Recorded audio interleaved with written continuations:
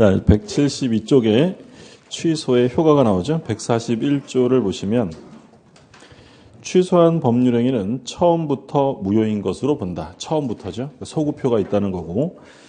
단서조항 조심하셔야 되는데, 그러나 제한 능력자는 그 행위로 인하여 받은 이익이 현존하는 한도에서 상환할 책임이 있다. 그러니까 제한 능력자를 위한 특칙을 두어서 제한 능력자는 받은 이익을 모두 돌려주는 게 아니라 현존 이익만 반환하면 됩니다. 그리고 소급표 1번에 나와 있고요. 제착사가 있었는데 이 중에 선의의 제3자를 보호하는 건 2개였어요. 차고하고 사기강박. 둘째 줄에 보세요. 제한 능력자의 취소에 있어서는 절대적이지만 사기강박, 차고에 의한 의사표시는 상대적이다. 제한 능력자는 제3자가 보호될 수 없다라는 거죠. 자, 갑이 있고 을이 있는데 두 사람이 이제 매매 계약을 했어요. 그래서 이 갑이라는 사람이 자기 소유 부동산을 넘겨주고 을이 갑에게 대금으로 1억 원을 받았다. 근데 이 매매 계약이 무효가 되거나 취소가 되면 서로 받은 건 전부 다 부당이득이니까 되돌려줘야 돼요. 근데 만약에 이 갑이라는 사람이 제한 능력자였다. 예를 들어 18세의 미성년자였어요. 그러면 이 제한 능력자는 받은 이익을 전부 다 돌려주는 게 아니라 현존 이익만 상환하면 된다는 거죠.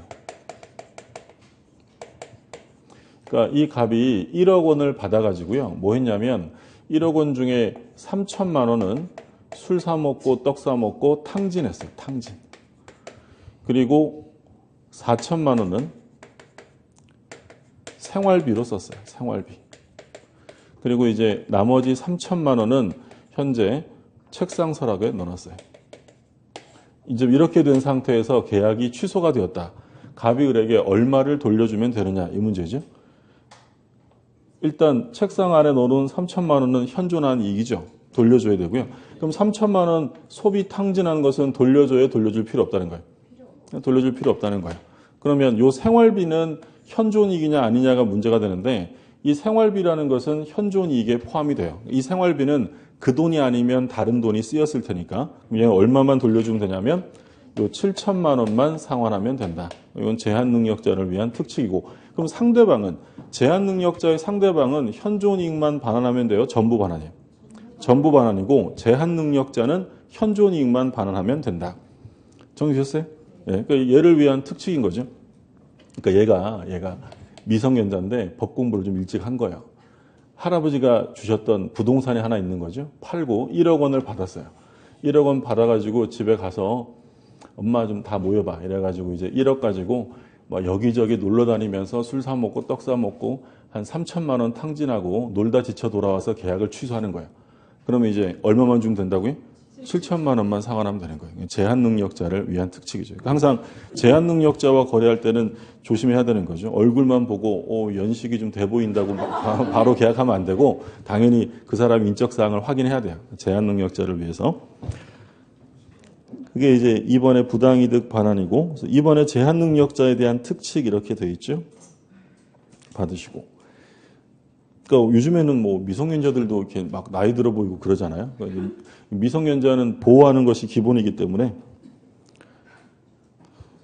우스갯소리로 그런 얘기 하잖아요. 그러니까 이 애들이 와갖고 그 술 먹고 비싼 안주 막 시켜 먹고 나갈 때 취소 이런데요. 그럼 뭐만 상환하면 돼요? 현존이익은 뱃속에 다 들어가 있잖아요. 이제. 그럼 요즘에는 그런 경우도 있다고 그러잖아요. 그 미성년자들이 실컷 이렇게 술 먹고 이런 다음에 나가면서 우리 미성년자인데 어떻게 하실래요? 이런 데잖아요. 실제로 그런 경우 있어요. 그러면 업주는 어떻게 해야 돼요? 보내줘야 돼요. 네. 근데 업주가 열받으니까 경찰에 신고한 거예요. 무전 취식으로. 경찰서 다 같이 갔죠. 업주만 처벌됐죠. 예. 청소년 보호법 위반이 되니까. 그래서 미성년자들은 항상 조심을 해서. 예. 근데 물론 미성년자가 신분증 위조해가지고 속이는 경우도 있잖아요. 성년자라고. 그런 경우에는 보호되지 않아요. 그렇지 않은 경우는 미성년자 보호가 우선이고 제한 능력자. 그럼 만약에 미성년자뿐 아니라 뭐 피안정 후견인이든 피성년 후견인 다 마찬가지예요. 제한 능력자와 거래했을 때는 현존 이익만 반환하면 됩니다. 저번 우리 재작년 시험에 한번 저 생활비가 한번 나왔어요. 생활비가 현존이익이냐 아니냐. 생활비는 현존이익에 들어갑니다. 누가 입증해야 될까요? 갑이 내가 탕진하고 요만큼 남았다. 탕진 내역을 입증해야 되는지 아니면 을이 남아있는 이익을 입증해야 되는지 이게 이제 문제인데 누가 입증해야 될까요? 입증은 갑이 해야 돼요. 갑이. 그러니까 현존이익은 추정돼요. 그러니까 원래 돈을 받았으면 그 이익은 모두 현존하는 것으로 추정하기 때문에 제한능력자 측에서 탕진 내역을 입증하지 못하면 전액 반환해야 돼요. 탕진 내역은 제한능력자 측에서 입증하도록 되어 있고, 자, 그 다음에 이제 그 5번에 추인 나와요. 추인이 더 중요해요. 미성년자 충격받아가지고 이 추인 대충 넘어가시면 안 되고, 아까 취소할 수 있는데 취소권을 포기해서 확정적 유효로 만드는 행위를 뭐라고 했냐면 추인이다라고 했어요. 추인. 그러면 추인은 일단 누가 추인하는 거냐면 취소권자가 추인할 수 있어요. 아까 취소권자는 누구였냐면 제한능력자, 차고, 사기, 그 다음에 대리인, 승계인, 얘네들이 추인도 할 수 있어요. 근데 취소권자와 추인권자가 완전 일치되는 건 아닌데 그 자격이 달라지는 건 두 번째 요건 때문이에요. 취소의 원인이 모두 소멸되었어야 합니다. 물론 이에 대한 중요한 예외로 법정 대리는 그런 거 없어요. 법정 대리는 언제든지 할 수 있다. 언제든지 추인할 수 있고, 그 다음에 세 번째, 취소권의 인식이 필요합니다. 두 번째 요건이 특히 중요한데 취소 원인이 소멸되어야만 추인이 가능하다. 아까 우리 제한능력자 얘기할 때 미성년자가 취소하려면 성년자가 돼야 돼요? 미성년인 상태에서도 할 수 있어요? 얼마든지 할 수 있어요? 그런데 추인이라는 것은 확정적 유효로 만드는 거잖아요. 그럼 미성년인 상태에서 취소는 할 수 있어도 뭘 할 수는 없냐면 추인할 수 없어요. 미성년자가 추인하려면 취소의 원인이 소멸된 다음에 해야 돼요. 그럼 언제 하라는 거예요? 성년자가 돼서 자기가 정확하게 판단할 수 있을 때, 또는 미성년인 상태에서 추인하려면 친권자, 법정 대리인의 동의를 얻어서 해야 돼요. 그럼 예를 들어 사기를 당한 사람은 언제 추인을 해야 되는 거예요?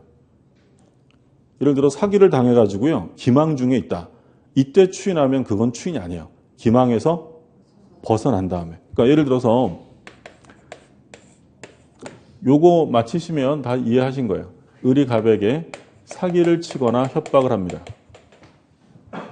근데 갑이 사기를 당해서 기망 중에 있어요.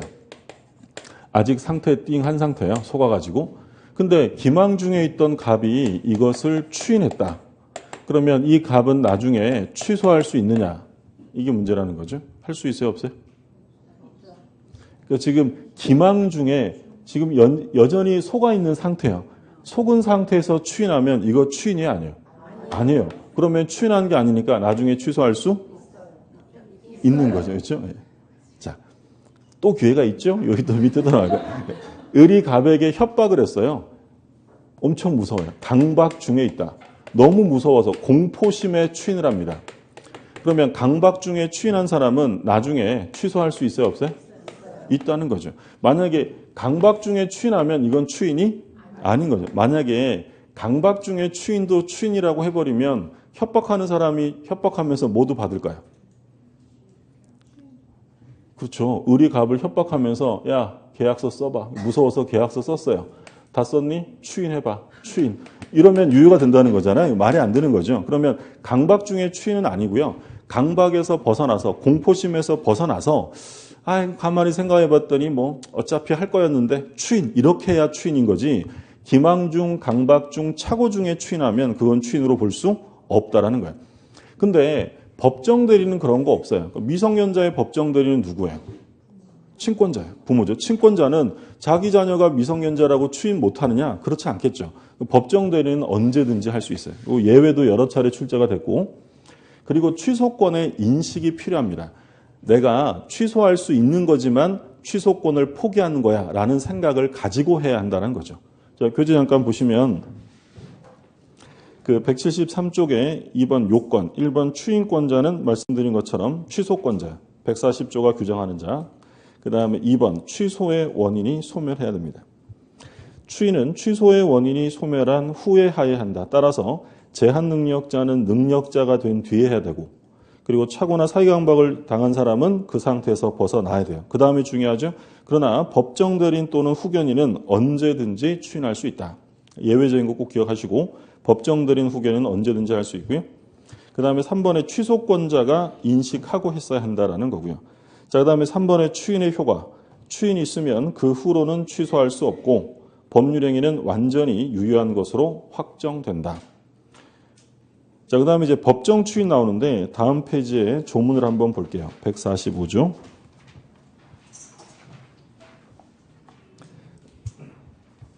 취소할 수 있는 법률에 관하여 전조의 규정에 의하여 추인할 수 있는 후에, 그러니까 전조의 규정에 의하여 추인할 수 있는 후라는 것은 언제부터 추인할 수 있다고 했냐면 취소의 원인이 소멸해야 돼요. 그러니까 취소의 원인이 소멸한 후에 다음 각호의 사유가 있으면 추인한 것으로 본다. 그러나 이의를 보류한 때는 그러하지 아니하다. 제1호 전부나 일부의 이행이고요. 그 다음에 2호 이행의 청구예요. 3호 경계, 4호 담보의 제공, 5호 취소할 수 있는 행위로 취득한 권리의 전부나 일부의 양도, 제6호 강제 집행. 6가지 사유죠. 법정 추인입니다. 일단 법정 추인이 되기 위해서도 취소의 원인은 모두 소멸되었어야 되고요. 두 번째, 이의를 유보하지 않았어야 됩니다. 지금 몇 가지 사유가 있었냐면 6가지 있었어요. 6가지. 6가지가 뭐였냐면 이 청경 담양강이었어요. 이 청경한 담양강에서 법정 추인한다. 이 청경 담양. 이는 뭐였냐면 제1호 전부나 일부의 이행이에요. 이행. 2호는 청구예요. 이행을 청구하는 거고, 3호는 경계, 4호는 담보의 제공, 5호는 취소할 수 있는 일로 취득한 권리의 전부나 일부의 양도, 강은 강제 집행. 이렇게 6가지 사유 중에 한 가지에 해당하게 되면 그 사람이 명시적인 의사표시를 하지 않았다 하더라도 추인으로 간주해 버리겠다라고 어디에 정해져 있는 거예요? 법에. 그래서 법정 추인이라고 부르는 거예요. 자, 간략하게 볼게요. 갑이 있는데 을이 갑에게 사기를 쳐서 이게 시가로 한 2억 하는데요. 1억 5천만 원의 매매 계약이 체결이 되었습니다. 그러면 갑은 사기를 당했으니까 이 사람이 계약을 원하지 않으면 뭐 할 수 있는 거예요? 바로 취소할 수 있는 거예요. 이게 지금 원칙이잖아요. 근데 이 갑이 가만히 생각해 봤더니 뭐 내가 어차피 팔 거였고 돈도 필요한 상태고 요즘 부동산 시세가 떨어져서 뭐 어차피 잘했다. 나 이거 취소 안 할래. 라고 얘한테 의사표시를 합니다. 그게 뭐였어요? 그게 추인이에요.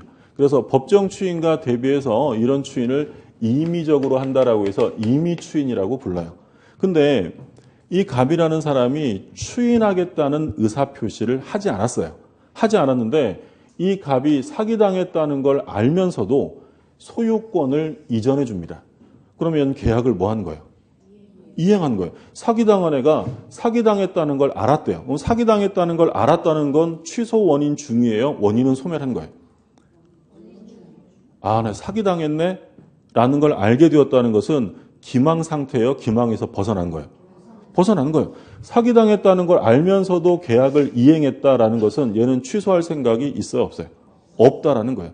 그러면 계약을 이행했다면 얘가 또 다른 별도의 의사표시를 하지 않았어도 추인으로 간주해버리겠다라고 1호에 규정한 거예요. 또는 을이 갑에게 1억 5천만 원을 줍니다. 그러면 이 갑은 1억 5천만 원을 취소할 생각이라면 받아도 돼요? 안 받아야 돼요? 안 받아야 돼요. 근데 이 계약을 이행을 받았대요. 그럼 이행을 하거나 이행을 받으면 추인으로 간주하겠다라는 거예요. 두 번째. 1억 5천에 매매 계약을 했는데 갑이라는 사람이 취소를 하지 않고요. 을한테 어이 사기치네. 너 빨리 1억 5천만 원 내놔 이랬대요. 1억 5천만 원 내놔. 얘는 뭐 한 거죠? 이행을 청구한 거예요. 그럼 사기당했다는 애가 사기친애한테 야 사기친애 너 돈 내놔 대금 내놔 라고 했다는 건 취소할 생각이 없다라는 거예요.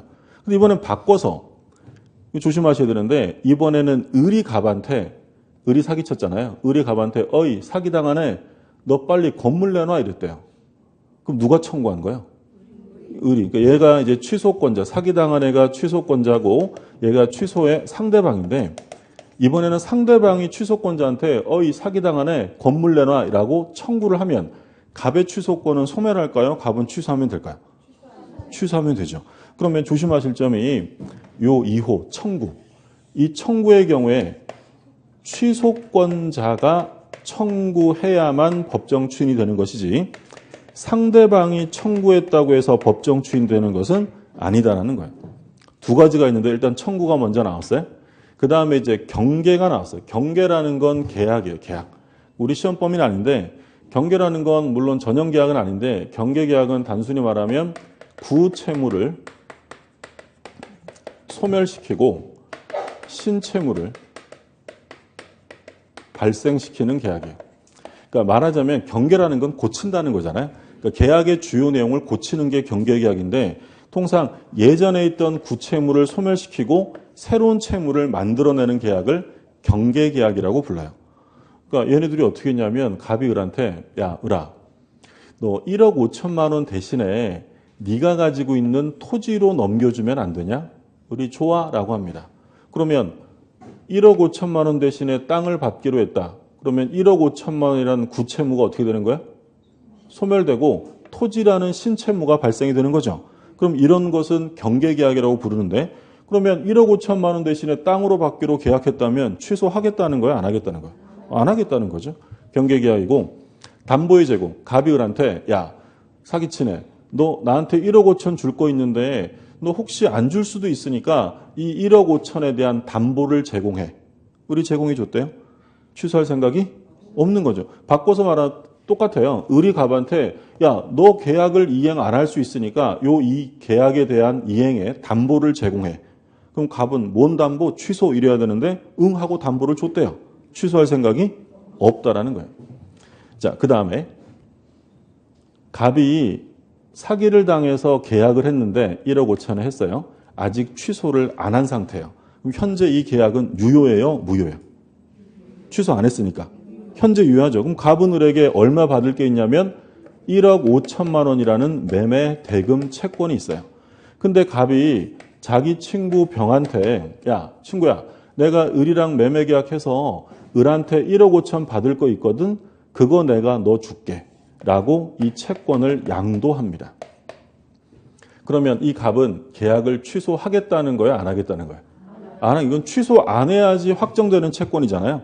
그러면 취소할 수 있는 계약으로부터 발생한 채권을 다른 사람에게 줘버렸다는 것은 취소할 생각이 없다. 이것도 마찬가지예요. 예를 들어 제가 이번에는 사기를 당해서 건물을 되게 비싸게 샀어요. 그럼 저는 취소를 해야 되는데 이 비싸게 산 건물에 대해 취소를 하지 않고 그 건물에 다른 사람 전세를 줬어요. 취소하겠다는 거예요? 안 하겠다는 거예요? 안 하겠다라는 거예요. 자, 바꿔서 볼게요. 을이 갑에게 사기를 쳐서 부동산을 싸게 1억 5천에 샀습니다. 근데 을이 이거를 A에게 양도했어요. 팔았다는 거죠. 그럼 이번에 양도한 사람은 취소권자예요? 상대방이에요? 얘가 사기당하니까 취소권자고 상대방이 취소권자에게 받은 부동산을 다른 사람에게 넘긴 거예요? 그러면 얘 취소권은 없어져요? 남아있어요? 남아있죠.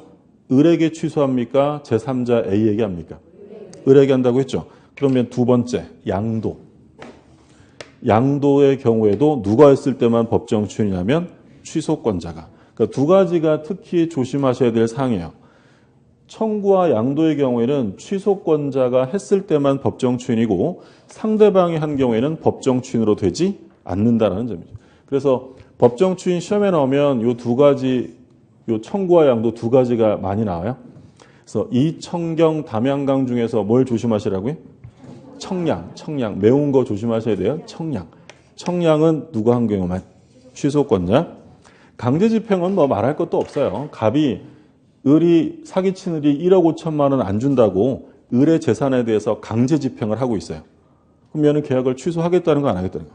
안 하겠다는 거죠. 또는 을이 강제 집행을 하는데 취소를 하지 않고 강제 집행을 당해주고 있어요. 강제 집행을 당해주고 있다는 건 반대급부를 받아내겠다는 거죠. 취소할 생각이 없다는 거예요. 그래서 이 청경, 담양강 중에서 법정 추인 중에서 특히 청구와 양도, 청량은 누가 했을 때만 법정 추인이냐면 취소권자. 교재 잠깐 볼게요. 그래서 요건에서 1번에서 지금 기역, 니은, 디귿이 쭉 나오는데 지금 말씀드린 걸 글로 써놓은 거예요. 지금 그림 그린 거 이해만 되셨으면 그냥 정리하시면 돼요. 이청경, 담양강 있고 청량은 취소권자가 있을 때만 법정 추인이에요. 그 다음에 오른쪽에 보세요. 동그라미 2번. 이러한 법정 추인 사유는 취소의 원인이 종료한 후에 이루어져야 한다. 그러니까 혼동하시면 안 되는 게 나중에 가면 어떤 오해를 자꾸 하냐면 일반적인 임의 추인은 취소 원인이 소멸한 후에 하는 건데 법정 추인은 상관없다. 이렇게 오해하는 경우가 많아요. 임의 추인이든 법정 추인이든 둘 다 추인이잖아요. 둘 다 추인이면 원인 중에 하면 돼요? 원인 소멸해야 돼요? 소멸해야 되죠. 예를 들어 미성년자가 계약을 이행합니다. 미성년자가 이행하면 추인이 아니에요? 미성년자가 이행을 했어요. 추인일까요? 아닐까요? 아니에요. 왜냐하면 미성년자는 취소 원인이 있잖아요. 사기당해서 기망 중에 있는 사람이 또는 강박 중에 있는 사람이 이행을 합니다. 추인일까요? 아닐까요? 아니죠. 이게 추인이면 협박하는 사람이 협박해서 이행을 받아낼 거 아니에요. 협박이 종료되고 기망이 종료되고 기망에서 벗어난 다음에 이행이나 청구를 해야 추인인 거지 그렇지 않으면 추인으로 볼 수 없고요. 3번 취소권자가 이러한 행위를 함에 있어 이의를 보류하지 않았어야 됩니다. 그러니까 이런 거예요. 을이 갑에게 1억 5천만 원을 줍니다. 그러면 이 갑이라는 사람이 1억 5천만 원을 받아버리면 이행을 받은 거니까 뭘로 간주되는 거야? 추인, 법정 추인이에요. 근데 얘가 이 돈을 받으면서 뭐라고 했냐면 야, 내가 이 돈을 받지만 난 이거 그냥 대금의 일부라고 생각하는 거지 이걸 추인할 생각은 아니야 라고 이의를 밝혀두었다는 거야. 이의를 밝혀두었다면 그건 법정 추인되지 않는다는 거예요. 취소 원인이 소멸해야 되고 두 번째는 이의를 보류하지, 유보하지 않았어야 한다는 거죠. 뭐 효과는 똑같아요. 법정 추인도 추인이니까 확정적 유효가 됩니다. 그 다음에 취소권의 단기 소멸이에요. 146조. 취소권은 추인할 수 있는 날로부터 3년 내, 법률행위 한 날로부터 10년 내에 행사해야 한다. 추인할 수 있는 날, 언제부터 추인할 수 있다고 했죠? 취소의 원인이 소멸한 날이야. 취소의 원인이 소멸한 날로부터 3년, 법률행위 한 날로부터 10년, 둘 중에 하나라도 빠른 기간이 오면 취소권은 소멸하게 됩니다. 아까 우리 그 권리 행사를 해서요, 일방적으로 권리 변동시키는 권리의 종류를 뭐라고 불렀어요? 형성권. 형성권. 그래서 일방적으로 권리 변동을 어떻게 한다 그랬어요? 형성시킨다 그래서 형성권이고 상대방에게 뭐 좀 해주세요 라고 하는 건 청구권 이렇게 되잖아요. 그렇죠? 형성권은 예를 들어 갑이 을에게 형성권을 행사하면 을한테 불리할 수밖에 없잖아요. 근데 이런 형성권을 기간 제한 없이 무제한 행사할 수 있도록 해버리면 상대방의 지위가 너무나 불안하기 때문에 형성권은 영원히 행사할 수 없고요. 일정한 시간이 지나면 없어지는 거예요. 그 일정한 시간을 뭐라고 부르냐면 제척기간이라고 불러요. 그래서 형성권은 뭐에 걸리도록 되어 있냐면 제척기간이에요. 그래서 취소권의 제척기간은 추인할 수 있는 날로부터 3년, 법률행위 한 날로부터 10년, 둘 중에 하나라도 빠른 날이 도래하면 취소권은 없어지는 겁니다. 그러니까 예를 들어서 을이 갑에게 사기를 쳐서 매매 계약을 합니다. 언제 매매 계약을 했냐면 예를 들어 2000년에 했어요. 2000년에. 근데 이 갑이 2001년에 내 작년에 사기당했네 라는 걸 알게 되었어요. 사기당했는 걸 라고 생각했다는 건 기망 중이에요. 기망에서 벗어난 거예요. 벗어난 거였죠. 취소의 원인이 종료한 거예요. 그러면 갑은 몇 년까지 취소권을 행사해야 할까요? 자, 법률행위 한 날로부터 10년이면 2010년이고요. 추인할 수 있는 날로부터 3년이면 4년이죠. 어느 게 빨리 와요? 2004년이요. 근데 만약에 갑이 2008년에 애가 둔해가지고요. 와, 나 옛날에 사기당했네? 이제 알았어, 이제. 그럼 얘 취소권은 몇 년에 소멸해요? 여기서 3년이면 11년이고 10년이면 여기서 끝나는 거죠. 어느 게 빨리 와요? 10년이에요. 그래서 추인할 수 있는 날로부터 3년, 법률행위 한 날로부터 10년 중에 하나라도 빠른 기간이 도래하면 취소권은 소멸하게 됩니다. 이런 기간을 이제 제척기간이라고 하고요. 여기까지가 이제 무효 취소에 관한 내용이에요. 이제 총칙이 거의 끝나가죠.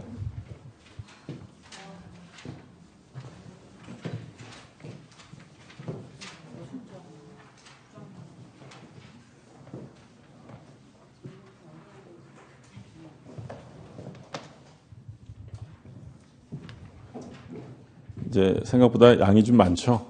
예. 그래도 계속 반복해서 볼 거니까 처음에 모른다고 해서 너무 스트레스 받지 마시라고 했죠. 그러니까 요거 이제 12월 달까지 보고 1월 달에 기본서 나오면 2월까지 또 한 번 돌고 3월 달에 또 한 바퀴 돌고 5월 달에 또 한 바퀴 돌고 계속 반복할 거예요. 그러니까 처음에는 일단 내가 이걸 완전히 다 이해해서 정리하겠다 이렇게 생각하면 너무 심적으로 부담돼요. 그러니까 처음에는 그냥 용어를 좀 듣겠다. 저런 말이 있구나. 제가 뭐 여러분들에게 질문 많이 하잖아요. 제가 질문할 때 이걸 마치시리라고 기대하고 하는 거 아니에요. 네. 그러니까 제가 질문을 드리면 한 번 그래도 더 생각을 해보잖아요. 생각해 보시라고 하는 거고, 내가 다른 사람은 아는 것 같은데 나는 자꾸 틀려. 위축되실 필요 없어요. 이거는 계속 반복적으로 볼 거니까 신경 쓰지 마시고 그냥 용어를 좀 익숙하게 한다. 그러니까 다음에 1월 달에 기본서 나올 때 기본 과정에 들어가기 위한 준비 작업이다라고 생각하시면 되지 지금 너무 무리해서 하실 필요는 없습니다. 무리 안 하시겠지만. 예. 자, 법률행위 부관인데요. 부관은 조건과 기한 이렇게 나와요. 그럼 조건 기한은 일단 용어가 좀 생소한 용어들이 많이 나오기 때문에 용어만 좀 익숙하게 몇 번 좀 봐두세요. 조건. 조건이란 법률행위 효력의 발생 또는 소멸을 장래에 불확실한 사실에 의존케 하는 법률행위 부관을 말한다. 이게 조건의 정의예요. 그러니까 조건이란 법률행위 효력의 발생 또는 소멸을 장래 불확실한 사실에 의존케 하는 부관. 부관이라는 건 뭐 부가시키는 약관이다 이런 거예요. 신경 안 써도 되는 거예요. 그러면 일단 조건의 정의가 나오면 제일 기본이고 중요한 건 뭐냐면 조건이란 법률행위 효력의 문제라는 점이 첫 번째로 중요해요. 그러니까 여기서 무슨 성립 이런 말 쓰면 무조건 틀려요. 그러니까 다른 말로 하면 조건의 성취라는 것은요. 법률행위의 성립 요건이라는 거예요. 효력 요건이라는 거예요. 효력. 이미 성립은 된 거고 효력이 발생하느냐 소멸하느냐 문제인 거예요. 그래서 만약에 지문에 조건이란 법률행위 성립의 여부를 이런 무조건 틀려요. 성립이란 말 들어가면 안 되고 효력의 문제고 근데 어떤 조건은 성취되면 효력이 발생합니다. 이 발생하는 조건을 뭐라고 부르냐면 정지 조건이라고 불러요. 정지 조건. 그리고 어떤 조건은 성취되면 효력이 소멸하는데 이 소멸하는 조건을 해제 조건이라고 부릅니다. 그러니까 정지 조건이라는 건 뭐냐면 효력이 일단 지금 정지가 돼 있는 상태예요. 그러다 조건이 성취되었다면 정지된 효력이 생기는 거예요. 정지 조건이고 우리 해제라는 말은 잘 알잖아요. 법률행위를 해제하면 효력이 생겨요. 소멸하는 거예요. 소멸하는 조건을 해제 조건이라고 부르고요. 그리고 조건은 반드시 장래 사실이어야 합니다. 현재나 과거 사실은 조건이 될 수 없어요. 그리고 조건의 가장 기본 개념은 성취 여부가 불확실해야 한다는 거예요. 불확실하다. 구별할 때 불확실하면 조건이고요. 도래 여부가 확실하면 기한이다라고 불러요. 그래서 조건과 기한의 가장 단순한 구별은 확실하면 기한이고 불확실하면 조건이다. 이런 거죠. 우리 시험에 출제가 됐던 건 뭐가 있었냐면 갑이 사망하면 부동산을 증여하겠다라고 했어요. 갑이 사망하면 부동산을 증여하겠다. 이거 조건이에요, 기한이에요? 그러니까 이제 여기서 생각을 좀 바꾸셔야 되는 게 우리가 옛날부터 공부해왔던 거 뭐뭐 하면 if 조건절 이런 생각하시면 안 되는 거예요. 확실하냐 불확실하냐. 갑은 사망해야 안 해요? 해요. 그러면 확실하죠? 그럼 조건부가 아니라 기한부라고 해야 돼요. 기한부. 비가 오면 노란 우비를 사줄게. 비는 와요 안 와요?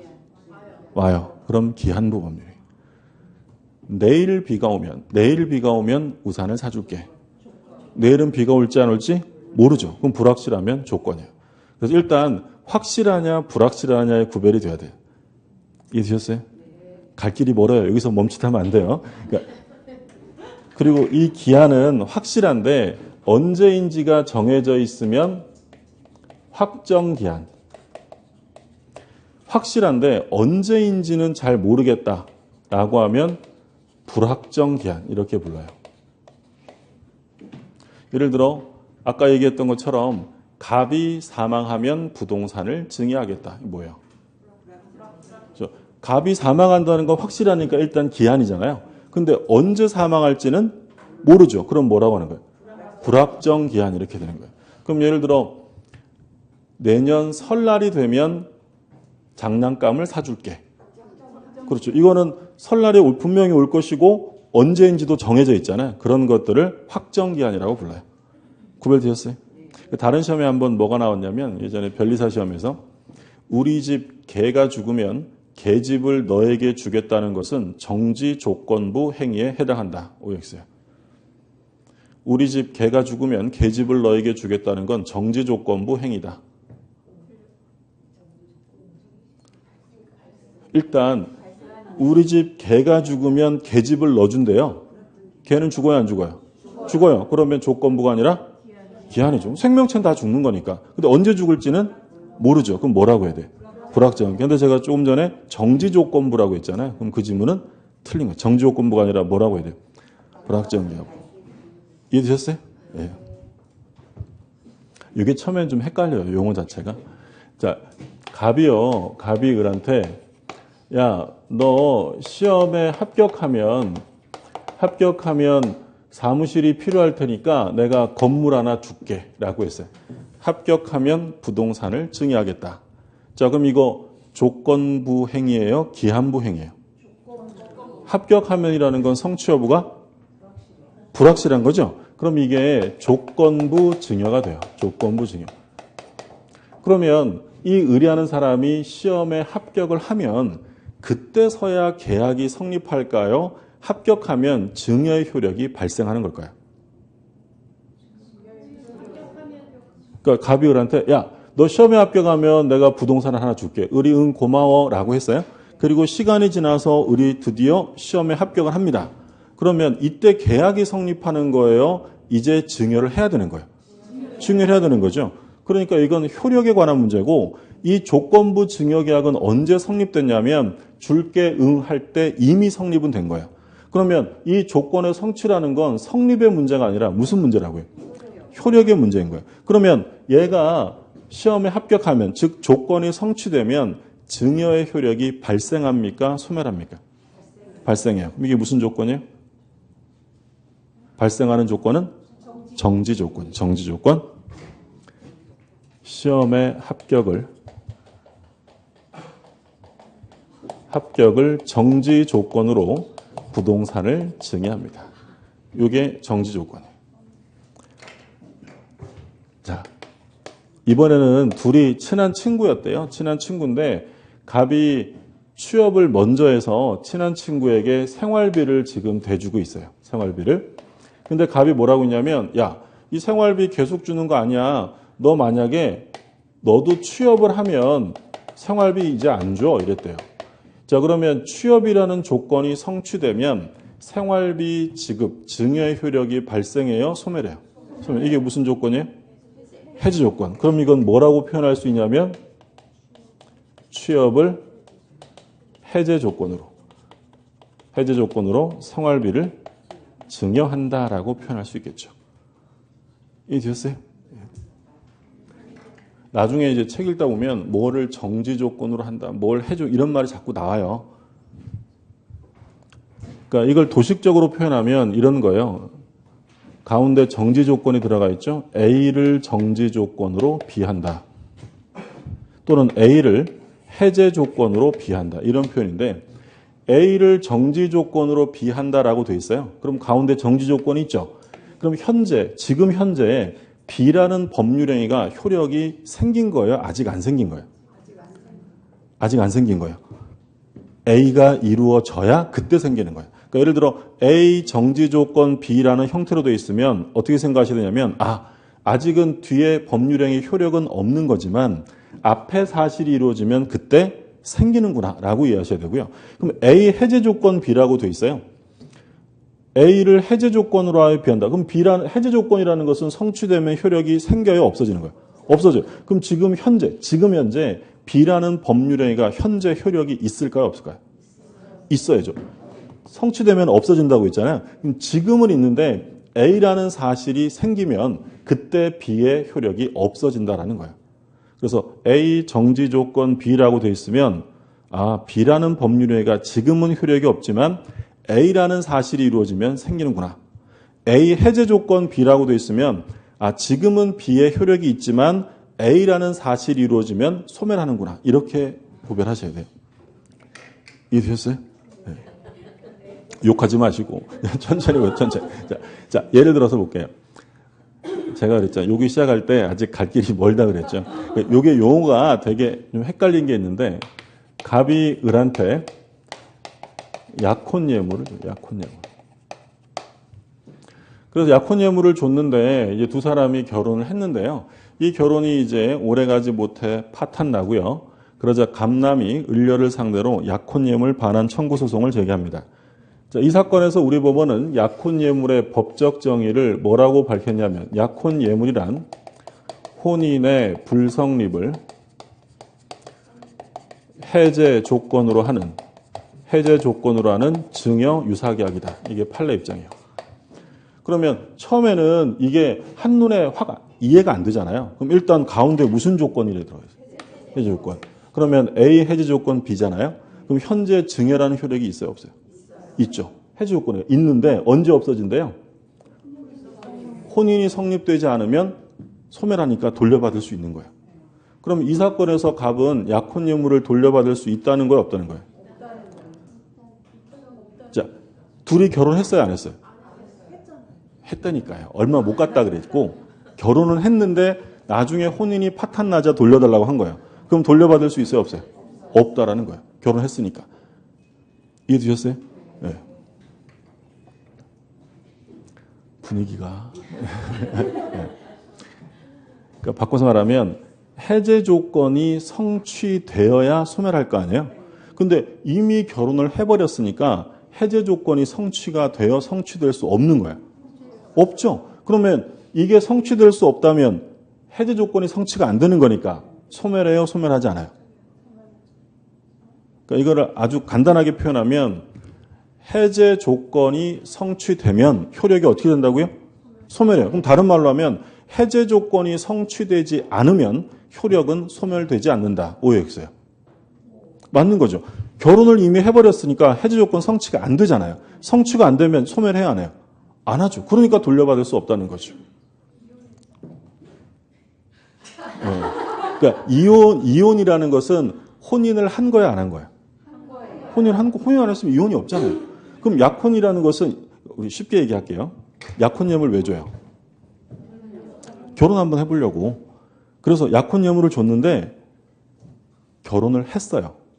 목적 달성이요. 끝난 거야. 그럼 못 돌려받는 거야. 근데 약혼예물을 줬는데 결혼을 못 했어요. 돌려받을 수 있어요? 없어요? 좀 치사한 거 생각하지 마시고 결혼을 위해서 약혼예물을 줬는데 혼인이 이루지 못했다면 그건 돌려받을 수 있다는 거예요. 그 말을 어렵게 표현한 게 이거예요.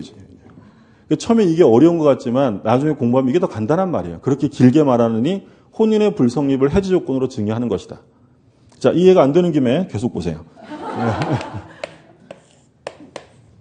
갑이 을한테 첩계약을 합니다. 첩계약을 하면서 대가로 아파트 한 채를 제공합니다.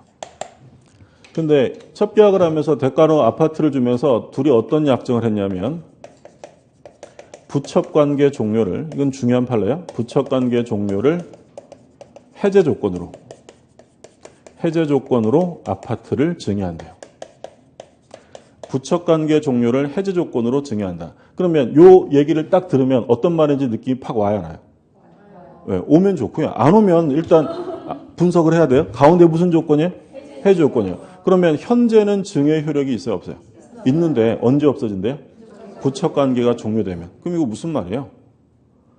일단 첩계약의 대가로 아파트를 주는데 을이 나 더 이상 첩관계 유지하지 않아 라고 첩관계를 어떻게 해요? 종료시키면 줬던 것을 다시 가져가겠다는 거예요. 그럼 돼요, 안 돼요? 안 되죠. 불법 조건이에요. 불법 조건. 이게 왜 불법 조건이냐면 만약에 이 조건이 유효하다라고 하면 을이 적법한 관계로 나아가는 게 쉬워져요? 어려워져요? 당연하죠. 어려워질 수밖에 없는 게 을은 첩계약을 끝내고 싶을 수도 있잖아요. 근데 만약에 이 조건이 유효하단 거라면 첩계약을 끝내려면 어떻게 해야 돼요? 아파트를 돌려줘야 돼요. 곧 겨울인데. 네. 그러면 을이 이거 끝내고 싶어도 이 조건이 유효하다면 이 조건 때문에 끝내지 못하는 경우가 생기는 거예요. 이건 적법한 행위로 나아가는 걸 방해하는 반사회적 조건이에요. 불법 조건이죠. 그러면 불법 조건이 붙으면 당연히 유효겠어요? 무효예요? 무효예요. 불법 조건이 붙으면 조심하실 점은 전부 무효예요. 전부 무효. 그러니까 조건만 무효가 되는 게 아니라 증여까지 무효가 되는 거예요. 그러니까 예를 들어서 이 사례에서 부첩관계를 종료로 해지 조건으로 증여하는 것은 불법 조건이므로 단순한 증여로서의 효력만이 생긴다. OX예요? 틀려. 증여도 무효. 전부 다. 조건뿐 아니라 증여. 그러니까 불법 조건이 붙으면 조건만 분리해서 무효가 될 수 있어요? 전부 무효. 전부 무효. 그러니까 조건을 붙이면 안 되는 것들에 붙여버리면 법률 행위만 살아남는 게 아니라 전부 싹 다 무효가 돼요. 그러면 갑은 을에게 이거 준 거 다 무효잖아요. 돌려받을 수 있어요? 없어요? 없죠. 왜 못 받아요? 반사회적이니까. 불법 원인 급여로 돌려받을 수는 없어요. 이해되셨어요? 네. 그래서 뭘 정지 조건으로 한다라고 하면 성취되면 그때 효력이 생기는 거고요. 뭘 해제 조건으로 한다라고 하면 성취되면 효력이 소멸하는 거예요. 이해되셨어요? 네. 처음에는 안 되는 게 맞아요. 예. 근데 여러 번 보시면 돼요. 지금은 이해가 안 돼서 이러지만 나중 되면 지겨워요. 계속 보니까. 자, 그래서 그게 177쪽에 설명되어 있고요. 그 다음에 3번에 보면 가장 조건이라고 되어 있어요. 가장 조건이라는 건 뭐냐면 조건을 가장하는 거예요. 가장. 그러니까 진정한 의미의 조건이 아닌 거죠.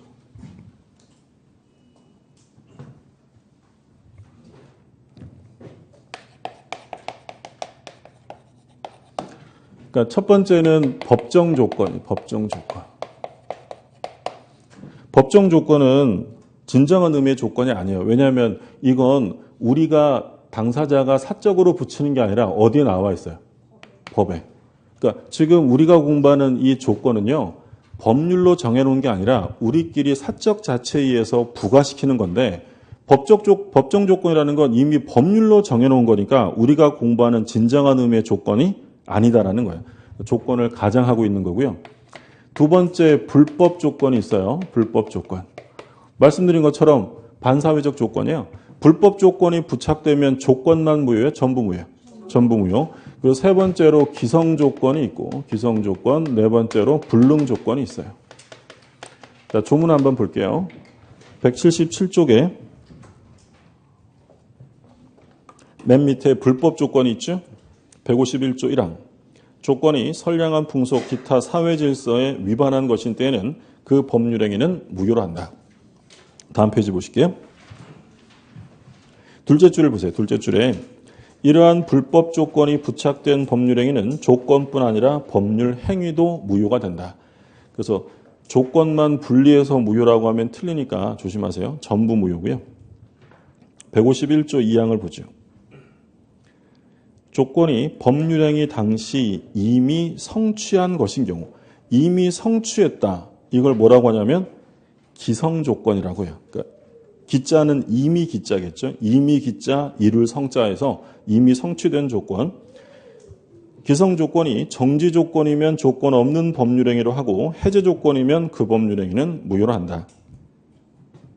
그게 3번에 나와 있고 4번에 보면 불능조건, 불가능한 조건이죠. 첫째 줄 마지막에 불능조건이 정지조건으로 되어 있으면 무효고 불능조건이 해제조건이면 조건 없는 법률행위가 된다. 자, 기성조건이 해제조건과 결합했을 때 그리고 기성조건이 정지조건과 결합했을 때 불능조건이 해제조건과 결합하거나 정지조건 결합했을 때 각각의 효력의 문제입니다. 기성조건이 해제조건과 결합하면 뭐라고 되어 있냐면 무효예요. 무효. 기성조건이 정지조건과 결합하면 조건 없는 법률행위예요. 조건 없는 법률행위로 유효. 불능조건이 해제조건과 결합하면 조건 없는 행위로 유효. 불능조건과 정지조건을 결합하면 무효. 매년 시험에 나와요. 조건 나오면 매년 딱 1개 정도, 많이 나오면 2개 정도 지문으로. 이번 시험에도 역시 조건이 출제되면서 기성조건이 정지조건이면 조건 없는 행위 나왔고. 그러니까 이건 무슨 얘기냐면 정지조건은 성취되면 효력이 발생해요, 소멸해요? 정지니까 발생. 해제가 있으니까 해제는 소멸이잖아요. 근데 그 조건이 이미 어떻게 돼 있어요? 성취되어 있다. 이루어져 있다는 거예요. 그럼 이건 조건 없는 법률행위라는 거죠. 예를 들어 제가 친구한테 야, 너 공인중개사 자격증 있으면 생기게 되면 따면 내가 부동산 하나 증여해 줄게. 공인중개사 자격증을 따면 부동산을 증여해 준다고 했어요. 그러면 따면 증여 효력이 발생해요? 소멸해요? 발생이면 정지 조건이에요. 근데 이 친구는 이미 공인중개사 자격증이 있어요. 조건이 이미 어떻게 된 거예요? 성취된 거예요. 그러면 조건이 있는 거예요? 없는 거예요? 이미 합격한 사람한테 합격하면 증여한다라고 했대요. 그럼 조건이 있는 거예요? 이제 없는 거예요? 없죠. 조건 없는 행위로 유효가 되는 거예요. 근데 해제 조건은 성취되면 효력이 발생해요? 소멸해요? 소멸하죠. 근데 이게 이미 이루어졌대요. 그럼 효력이 발생될 여지가 없는 거예요. 무효가 되는 거죠. 해제 조건이 성취되면 효력이 어떻게 돼요? 소멸하는데 그것이 불가능합니다. 소멸해야 하네요. 자, 취업을 해제 조건으로 증여한대요. 이 증여는 언제 소멸합니까? 취업하면, 그죠? 태양이 서쪽에서 뜨면 태양이 서쪽에서 뜨는 걸 해제 조건으로 증여합니다. 그럼 증여는 언제 소멸해요? 태양이 서쪽에서 떠야 될 거 아니에요? 그런데 태양이 서쪽에서 뜬다는 건 가능해요? 불가능해요? 불가능한 거죠. 그러면 소멸할까요? 소멸하지 않을까요? 소멸할 수 없다는 거예요. 그래서 해제 조건이 성취되면 소멸하는데 그게 소멸이 성취되는 게 불가능하니까 조건 없는 행위가 되는 거죠. 이해되셨어요? 태양이 서쪽에서 뜨는 것을 정지 조건으로 증여한다. 태양이 서쪽에서 뜨면 100만 원 줄게. 준다는 거 안 준다는 거? 안 준다는 거죠. 그럼 불능 조건이 정지 조건이면 효력이 발생될 수가 없다라는 거예요. 이게 이제 초반에는 하나하나 이렇게 왜 그런지 설명을 드리는데 나중 되면 설명이 필요 없는 거예요. 이거는 뭐 기, 해, 무, 불, 정, 무. 기해, 무, 불, 정, 무하고 나머지는 조건 없는 행위로 유효가 되는 거죠. 기성조건. 우리도 오랜만에 산수 공부하죠. 기성조건은 이미 성취된 거니까 플러스예요. 플러스.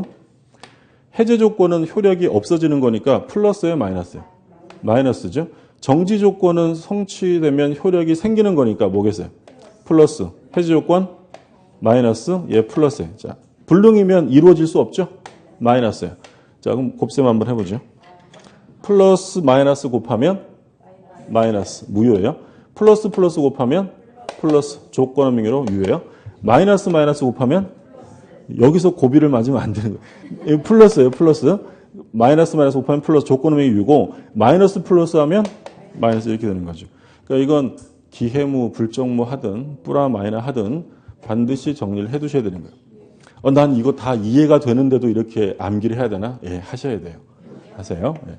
그러니까 이게 시험에서는 시간의 압박이 있기 때문에 이런 지문을 그냥 읽으면서 바로 끝내지 않으면 이거는 어려워요. 이건 간단한 거예요. 기해무, 불정무 하든지 아니면 뿌라 마이너 하든지. 이번 시험에도 출제가 됐고 조건이 나오면 거의 100% 한 개나 또는 두 개 지문으로 출제가 됩니다. 그 다음에 기한의 종류는 아까 보셨죠? 시기와 종기. 시기는 효력이 생기는 때고 종기는 끝나는 때고 이번에 확정기한과 불확정기한. 그러니까 분명한데 언제인지 정해져 있으면 확정, 안 정해져 있으면 불확정 이렇게 되죠. 자, 하나만 보고 갈게요. 갑이 을한테 100만 원을 빌려줬다. 얘가 채권자예요. 채권자요. 1월 1일 날 빌려줬고요. 변제기가 12월 31일이에요. 변제기가. 근데 갑이 1월 1일 날 돈 빌려줬는데 3월 1일 날 찾아와가지고요. 을한테 야, 돈 갚아 이럽니다. 얘가 지금 채무자예요. 채무자. 그러면 변제기가 12월 31일인데 3월 1일 날 돈 갚으라고 하면 을은 갚아야 돼요? 갚을 필요 없어요? 갚을 필요 없죠. 야, 변제기가 한참 더 남았잖아 라고 주장할 수 있어요. 그걸 뭐라고 부르냐면 기한의 이익이라고 불러요.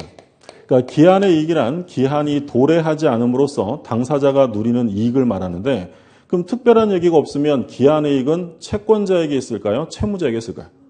채무자에게. 자, 153조 1항을 보세요. 153조 1항 기한은 채무자의 이익을 위한 것으로 추정합니다.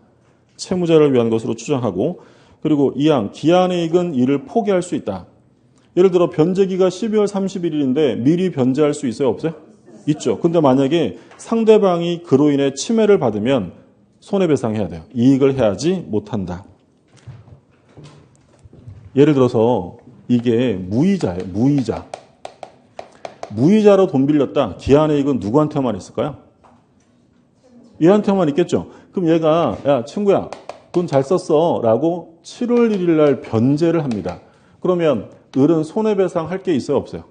없죠. 그러니까 얘가 12월 31일까지 안 갚아도 되는데 7월 1일 날 변제했다는 건 기한의 이익을 뭐 한 거예요? 포기한 거예요. 근데 이 경우에는 갑에게 피해가 없으니까 별도의 뭐 배상 이런 거 없어요? 근데 이자부 소비대차요.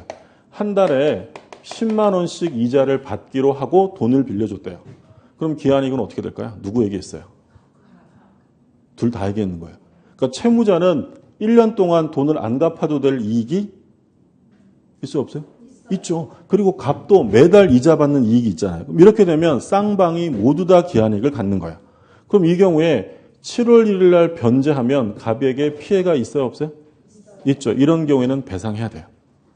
무슨 말인지 아시죠? 얘 이익이 침해당하니까. 그렇죠? 그 은행에서 돈 빌렸는데 미리 돈 갚으면 은행이 좋아해요? 아니, 뭐 내라고요? 중도상환 수수료 물라고 하잖아요. 그런 개념이었죠. 상대방의 이익을 침해하게 되면 이에 대한 배상을 해줘야 된다는 거죠. 자, 좀 쉬었다가 물권법 가죠.